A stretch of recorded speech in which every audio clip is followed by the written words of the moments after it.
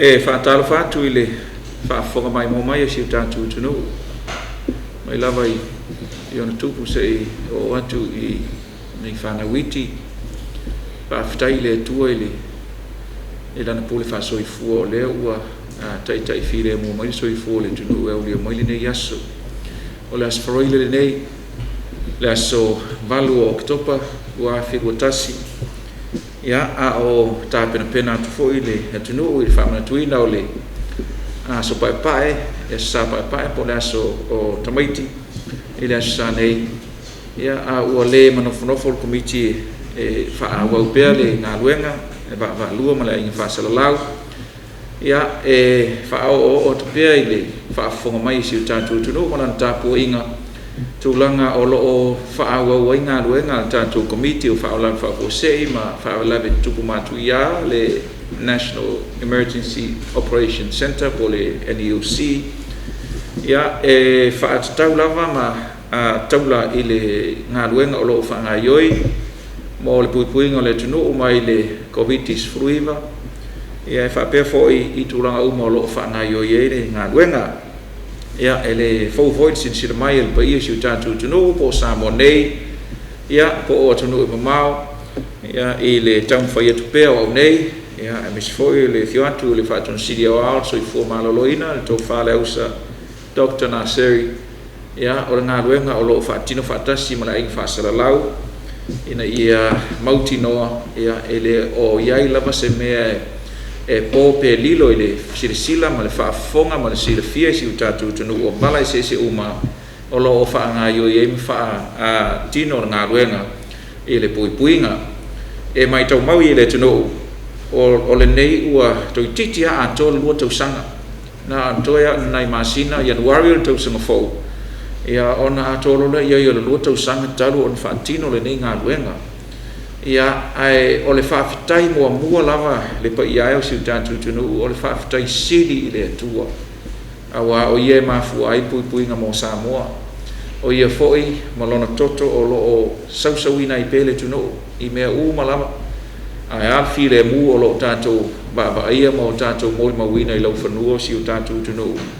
Ia o le matautia na o le atua o lo tāpua I ai Samoa mwhamai ai si o tātou maloto to tasi. Le tuo Abrahamo, le tuo Isaako ma Iakopo. O le nganga le nae whaatalo whaatuai ia maa se whaafitai hoi lea tātou te si whaatasi le tua o lo o malutapu au ina pesi o tātou tunu. I le nei whaapuponga o tātou Paul Kalame, ia e whiwhifo e tu inatu ia whaamtalanga al tamai ua tautoai ia al tātou ngā luenga, whaapuipuinga o lo o tai mua I pēa le ausa ma le matanga aluenga so I fua maloloina ma tātou pāanga umalava. E au hoi an toi whaafonga le tunu e le na o le malo o lo tau mwhaia tātou ngā aluenga. E tofu sao umalava ia e le ngata I whaapatonga tū maoti e whaapea foi I le lango mai o tātou pāanga po kako development partners ia e whaapea nā foi ma le tunu atoa. Tofu sa o ma si o tātou tunu I le tātou tau mwhainga puipui ia Samoa mai I le nei whaamai. Ia, iai le manatu. Ia, lafo atuia I le whionga I le whaaton siri ao o le soifua maloloina. Ia, sunga I le ri whoma ia le ausa. Ia, e sao noa I le tūlanga o ta oto ai le tātou tuinga.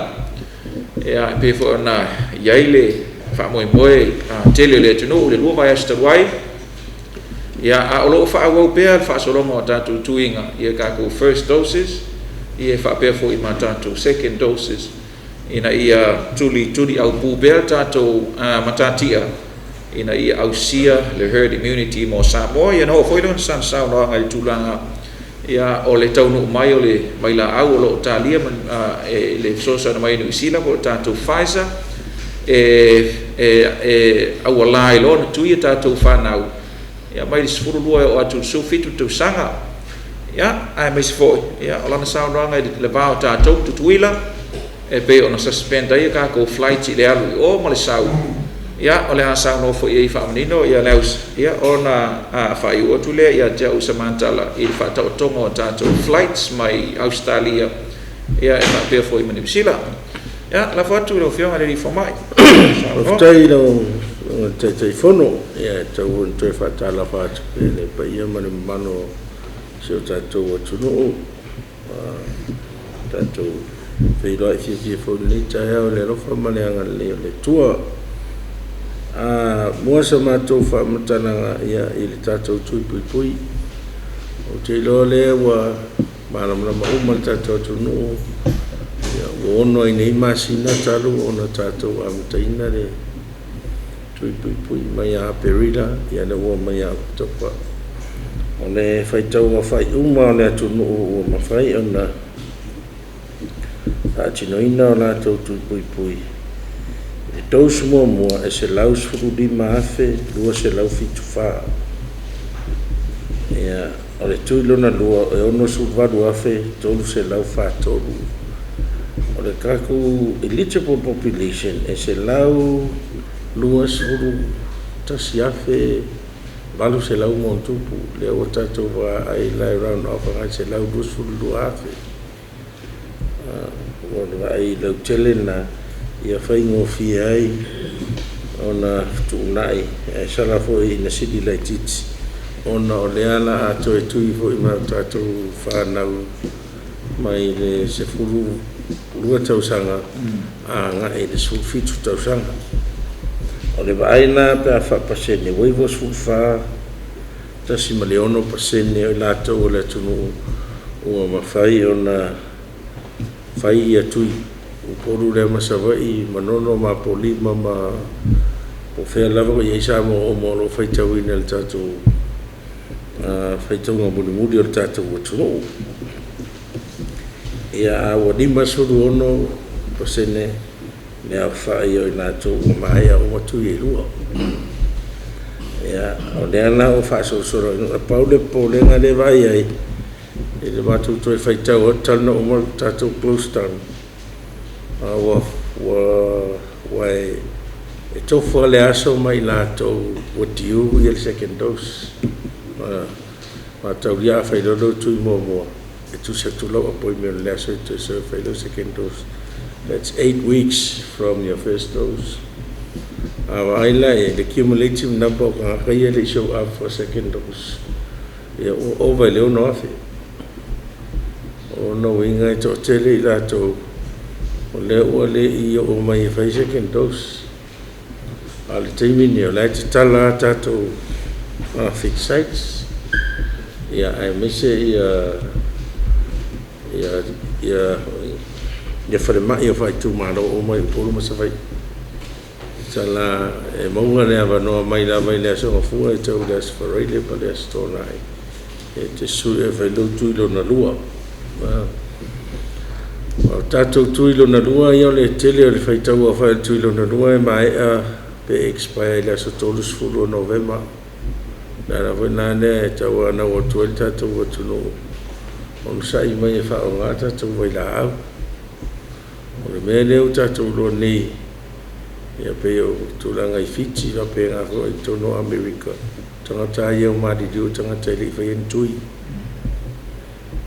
le hoi sa mātou tala noa manwaenga I New Zealand le mātou sota inga I longo TV ia le tāu ai o mari hoi stasi o tangata I longo le eka le sia assembly le I ngā o kilani ia ai loifo e le I whai ese tui ia o lo tinga ina hoi le whalitua ia le mea nā lea ia tātou loto tele le whapea na so na whai nei mea o tui le ua awala mai ia se tonga Fiji ia po se wha maro longa hoi ia so ni a tātou le mana malama le nei wha mai o le island na ia tātou tui e te tauno mai uma le ono afe le montu masaro ai e umuna whai tau nei bu varu afe tau mai e wale utoi o mai a whape e nisi ua mai po ua maliu fo e li tau tai au se varu afe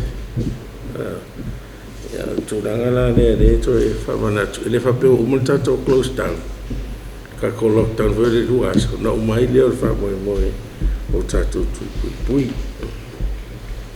ia le ua ta ua fu I sau noa ngane ia ngā tai fono o le aso sfuru ono o Oketopa e tau nu mai ai ia tātou tui o le whaisa o le lano le sosoani mai a New Zealand e te le ata penanga tui nei o e whaingatā ia o na maintain e le menga o le cold chain whainkaia o ngā tāwhiofi le cold chain o le ono tūlanga koe e le e te tala loa le vai la e tau ana whao ngā tono le wha i le ono i tūla e o i singa pa ula i kiki mea temperature mai whawhai whatali tali ai e ono compromise ai fo e le mahalosi le effective o le tātou vaccine e tapenanga tele lana le tapena nei ai tātou o le wha moe tau no mai e le anto umi le vai la a umi o tau ia ia le wha le tonu pe teu pe whafose i le pawa le wha le tonu tui o le aitau whai o ai mo meo tātou wawhia stand pai mo meo mo le service o maa ni te iu o iei fo i le aisa whapitoa le utapena au wale whaisa ia o tuna ia ma le teime whi avea i ai ia o iei hoi ama le komiti le ua pe toa lima tangata o mātou o iei hoi le ata mai whapitoa i mea ia la to am ta fa yo va ingor ko chain or face ne na fo mai New Zealand o ma tu ta no fo New Zealand e sili la mai kai patch mai ya wo wa ta va ya so wa le sa wa ka complete every week e o mai am fa nga ai o le mai ya fo ya e fa ula i le titi nei che o e se me fa le to no ai o le fo fanga le ya a ma tai wa o le tele o tai mini ia tau sanga ia le whana wa aonga le wai loa e te me tu ua ia aonga ro whatal no fo i mara ofisa wa aonga se wha mautu ia la tu waso mea uma ia fua la ia e le whainga tātou tui wa le a fiere se fururua anga e suru fitu tau sanga ia ale a whapero ia na longo po ia di pēr ma mautu le pa ia ma le maro le tātou watu no le tapenanga ma le whaatau nua ina o le tātou tui lea au tautonu a tau nua mai lo e tau na amata whaatasi au pono masawai ai le whapela la amata mai se mestas i le atunu atoa tau vai toi amata le tātou approach fo ia lea amata tu nei vai maunga le vai maunga mua vai maunga lua tolu whaleata mua vai wapena ni atake fo le tātou area le te le tunu ono papa awai ana whetau ngā whai ia me se te mine o le maua tamai ti whale a onga le foi lea awa tuai wai le whape umaro tui umai i e whasau solo a se i tau le whai umaro tau sanga ma lo roto a e mai foi toi wha awau tau a foi lau toi a e mai tau na e mai tamai ti mo i eiranga certificate in tatou whaanga hoi lea wai a inga iau mi se le tau whaadi in toi a o ngai hoi lea ma toi whaanga ue e so soani tu la whono nai tatou ngā wenga nei ia o fuafuanga nā ore o tatou tui lea le whaisa o tui lea roa fua ina mai so soani a New Zealand ia e mai tatou te whaanga se ilonga e atoa le lei tangata o le ofo New Zealand e whai uma tangata ia atoa o le whamoe lea o le aso tolfun tēnei ia na sau e whai le statou waa e dua se lau whaiva le pasesi mai New Zealand ia mo le lima sfuru mon tupu la tau e mai tua ato New Zealand o si o mai mamawa mai mankuri ale si ai o Britania o Austria e restauranta ia tele mai Amerika ia ma le toa tele na mai au ki level 4 la fato atu i foi le 3 a tapena mai no tatu wa ia eleni risklaiti ia tele le avanoi ono mo vai se fa mai ele io salvade ai mai se lava tu danga le variant delta fa ngo fi na pes ia fo fa ngai na into ru mai lo foi ia sa fa human screening i te mina arrive le tau no mai en male valele Ia skrini wa mona ia na o ilone I mea ro fa mautu ia tato quarantine sites. I test mo mona ia dei masasina mau ese virus. So test uma ia na fai on arrival. Negative uma ia results. No le asarona lima talon tau numa I sato e sato e repeat aqua tests. Ia tala manuia ne foi se positive. All negative. Pianta ua le risk le ia au kilani. A pe ho tele atunu o termine o le delta. Ia le incubation period o delta e kasi le rufu valuaso. So whaianga e mai aku da so mo pe whaiwhaka e mai was fulu valua waso kanunga e lese. So lena e ka kou fofanga e lusu tasia so le quarantine. So tele tato tunu le tusi mai. Lai tos wa mon e fio mai tu vai maliu. Na mon le so mon le e ko le tusi le sama to veta. Fa mon e fio so tu e ila ia se fai maliu na hoia fai le. E lo fai fa mataranga la tu ai nge. After e fai au mo. Ya le sunga na verte te fono le tali tu ai ya onisi foi. Wanga I mai ngase wa ia pe ngase sa ave tato por kalam. E leo foi meu manuia ya e tu ya ai la ngase pe wa pole. E na mato o mai le I mato isolation ne. Ta fi ai e pe te ya ne a fa te mai tu ya le fi mai tu. Ya la ana tu mo pe ia la tonu timini va no fosia ko no fo va ia puipui ai ia mama te tu ai ia te o la se tu la ia ai ai le sta la tu ko tu le lo te le tu ia te pe na no fa ti no timini ia fa tu fa ia lo no tu ai so te le a le fia tau no mai sawa e te no si do tau ona ye si tai a tolu to foi o mai e sawa ya le tau mai o tu la ngai tatu ba I tutuila yo ngane sa ai na o fio lo tatu ma ba tu la tu esa na ko ya ba ye tatu tu so sa ina le mai Tau mai, atau lu mai ni, siap iyo mai na protest, tu mai ni matu babaya, babaya tu orang tu rangan ni, dia pada tu ya orang lain ni tu quarantine, berbeza atau cara mai ni tu quarantine free travel, dalam satu itu, orang perlu masih dapat tu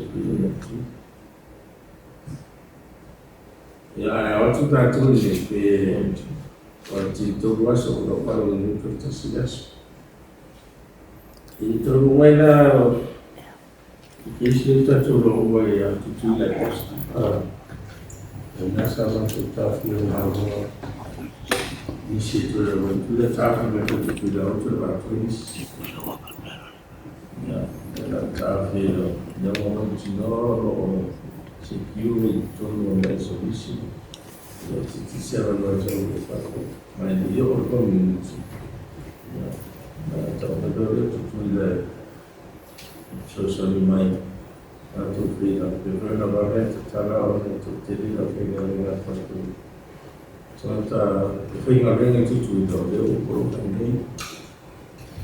Ya, sama tu frida me fia on sa de un señor de very Esa es el costo. La pizza ya ne. Jadi dia ni nak bayar. Antes saya ini tuan. Jadi boleh mencintai ai. The very that ini harus mencintai dia is very. Itu ada tadi orang itu ada. Di situ tu ada orang cek boleh sih. Oh ada. Very nice. Sejarah itu berpolitik. Everything entirely very clear. tu sape ne fai o tui ku. Fai ana mo ai o. Au tu ata ko na mo ai. Fai ana fa ga e mo pese tu start. Ya fata ta ingana ta tu fai tau. Isi atu le tase tangata. E nei lo. Ai o testu mo tangata nei o mai. Ya fata alia i o testi. Tuila. Post. Ya negative mais. Aí olha só, eu não entendo que eu testo. Eu não eu posto. Isso dá muito bom. E eu lá levo a mania, uma fama boa aí, uma melhor, eu melhor.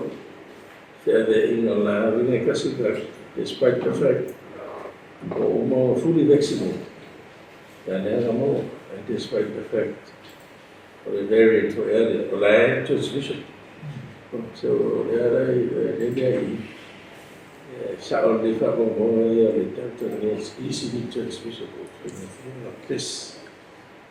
Nên này, còn đây là hôm nay vào bài chúng ta tụ, còn đây là sẽ sang cái bài test của mình sẽ vào không, còn những cái pháp của mình sẽ sẽ đi của chờ ngày hôm nay.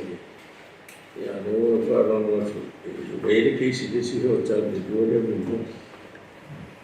Ya no iba con la padre de eventos de fare di mai tu dai sapere le mai non lo toccavo ore e lo filo era che si sono tornò non fa mai tu dalla le vuoi o che guarda per quanto per lo si vede il forno ya a me in dai sul tuo le trattare le che va il ba tu da metà tutu mo. Na sawa bali mai tuda ba tama tai ko ko. E sa no mai si mai tutu le no. Yo mai ko ta fa fa ma la bali le to yo mai. Na pai da ta yo mai ma ne. Ma le bali le ko mai. Ba tu mo tama tai ni. Yo mo to fo. Le ta te lo mi pe na su fa su ba no passes.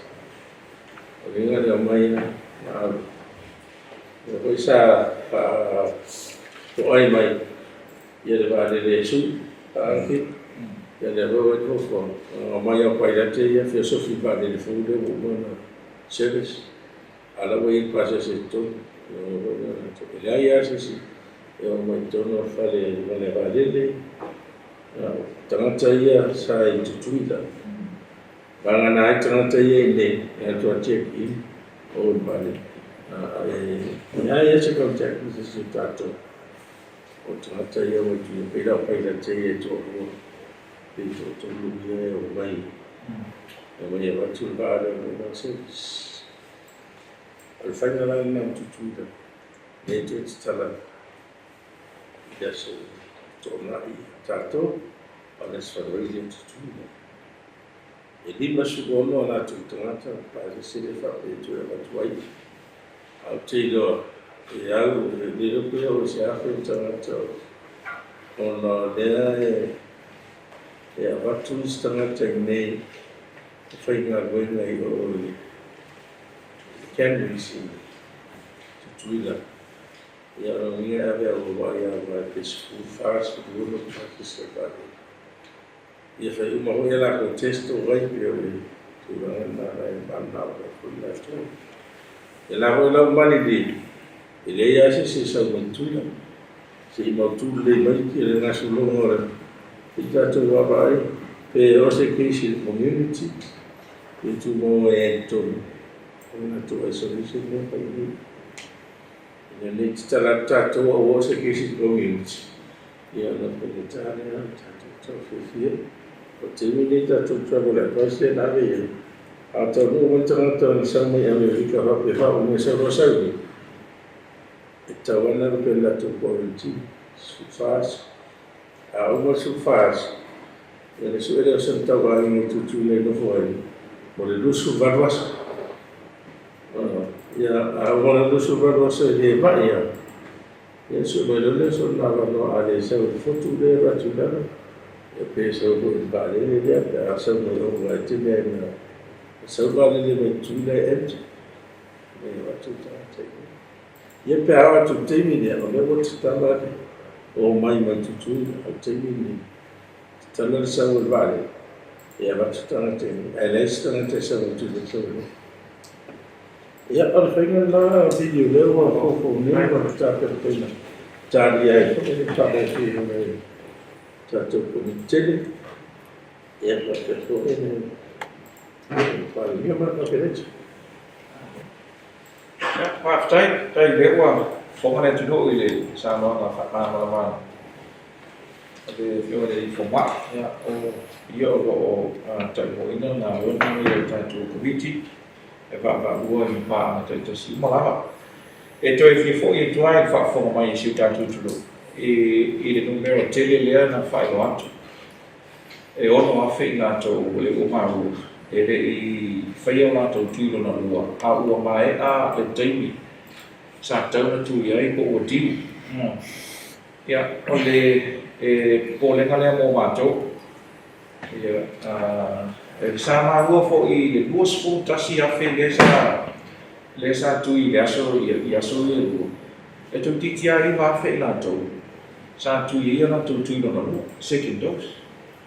Ia, o le nanga lua, ia le sa sila le tino ina matua tau mawhai ia au whenga renga i matua o i lawa mo te malawa o le tino o melea ia na mātou whaalono mawatu le tangi fo e ko mateu tau fo ia tō nei komiti ia ina ia la whamia le tino o le ono awhi e leo sita mai no mea ia uma fo ina ma le neiva yasu ia ko usopo atu i uma ia e mātou te manatua i le upu nei vea ua le tā ua i nisi ia le māruenga le nei o le puipuia nei no le tautoku kia.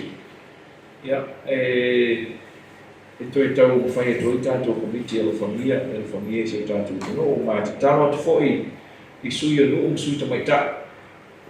Sala fōi o le tau mwhai atu komiti se sito e ngā awala. Ina ia whaailoa atu sua whai a o tō, ia po o mea fo ina le stalai. Ona tau whai le whaao o atu i sui o tō, sui ta mai ta. E tō te so swani mai e sue po o a whai fo i ua maari liu nisi. Ia po ua le altulanga o iai po ua sesi tu malo. Ia ole a tau whai sesi a wala e tau whai e tuai, nau a tātou komiti ina ia whai umatu i la tau nei. Ia ia mawhailama, ia ona ua maulo tau tina ina sa whai e tui mua. Ia lea le atoa puipuinga o tau. Mātou se e atu i tūlanga o. Toi kia whamanino ai whaafonga mai le tuno, leanga o lea o mai kisiri i komiti. I le tūlanga lea o le travel bubble.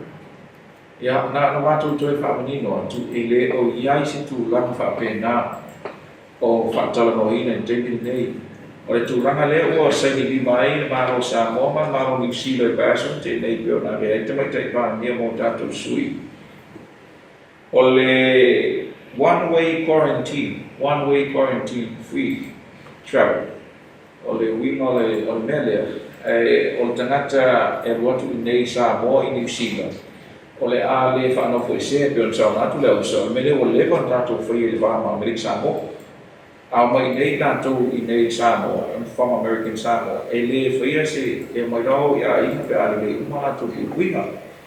Le ala o saini e i tātou, a le ala o a mata nā o tātou tamawhanau o ngā rua whamai taimi, RSE workers. Ia, e o atura i New Zealand, o whamai e o le ango i o tele o ia inga, pasoi fumalolo ina i tauna, Tau satisfied e tau whamui ina i Samoa ai le i malangatu sea tangata. Ia, o le whamamanga sao lea tūlanga lea. Ia, o lea la a tilo i nisi mai. Ia, ia tātou ngase transfer i New Zealand. Ia, e whapea hoi la ma tūlanga uma ia tātou tamaiti a onga.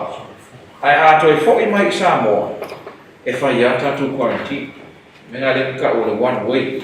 Ato e mai lala vaenga leo i e apalai a tātou ai e inga e whanofo i sia i tātou mo le sirafia i siu tātou tino. O le foi wa whamania kabineta ia lisi o tātou malanga mo le masina ni Oketopa pena na ia malanga i Washington te nei pe sa matu la usa. Ia na malanga mai ia to tele. Tolo ia i sfa moe i le malanga o le Vayasu fo. Ia i whai unga Vayasu. Ia e whapena fo i malanga mai Australia. E o mai ai piki aku o tele malanga mai Australia. Na ra mai ai piki aku i le interneta mai ai. Na mai ai piki aku tātou seasonal workers. E o nā veile ngā lue o i Australia. E la malanga le fuku mai i le aso school tolo Oketopa mai Australia. E sau le pa sese ia ai to piki tuai tātou tamwhanau maru i Australia. Papea ko na malis malanga i o ngā tono Oketopa i aso school 5.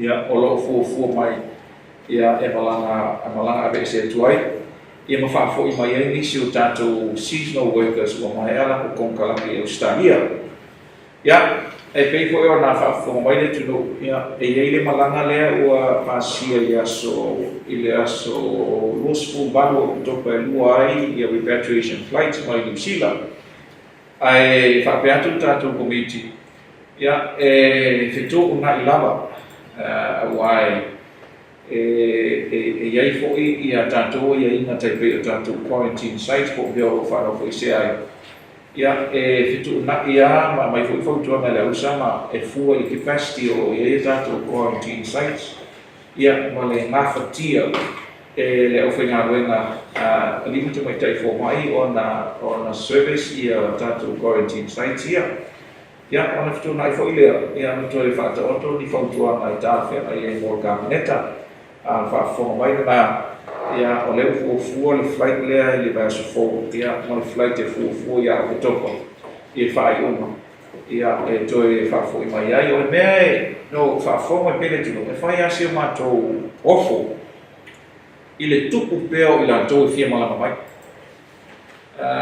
masalo ko la titi le ono afe ila to le o samo nei ia ai fai asi ofo fo o committee e pei o aso mai tupu o ile lisi nei foreign affairs i tangata e toi fie fo mai ia al me vai ale pai ale tino o se ia no mai ia ma to de talo atu e mau belo o sai si tatu tino o tamu foi atu ia tatu committee ina ia fa so ia manoa nei ia a mesela ia o ila to o e fafo to New Zealand ila to o tamu foi fafo to New Zealand ia ma to te lo fa ta connecting flights ile o mai akila ia ai taula tatu committee on sai e si tatu tino ia o tamu foi atu le nei nga wen ia o fai asi fai ta o puipui ngala o le tunu o mai le whamai.